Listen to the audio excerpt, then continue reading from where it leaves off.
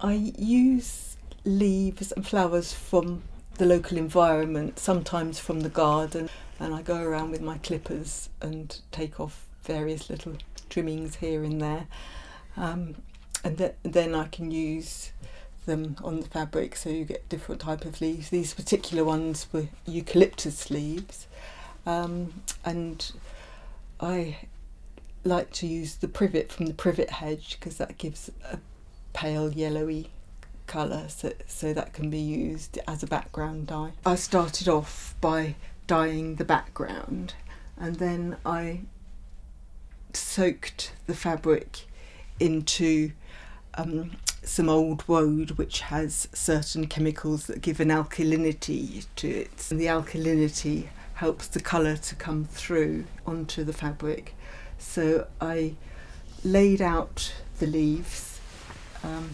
You can see here the different leaves and the little branches, folded the fabric over and then pressed it firmly with a roll, an old plastic pipe in fact, so that it'll fit into the steamer. Wrapped it round with pieces of old sheeting so that the leaves are directly against the fabric and the colour will transfer, and then the next process is that the roll goes into my bullet steamer for an hour, so that the steam transfers the colours from the fabric directly over, and that's why you get a direct shape of the leaf, because it does come directly from the plant.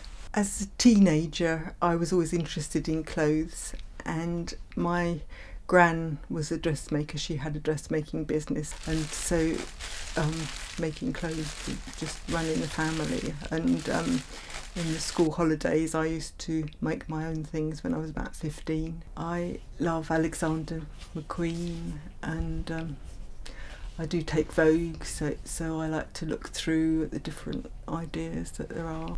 If I'm going to make a garment for somebody, I always give myself a month to do that, because there's lots of different processes to go through, like there's the sourcing perhaps fabric, dyeing, the echo printing, and then the actual making up of the garment. So there's so many different processes that it just takes me a long time. I'd like to think that it's more environmentally aware people who like my clothing, and also I like to think that although they're contemporary, they will be long lasting, so people will keep them in their wardrobes for a long time.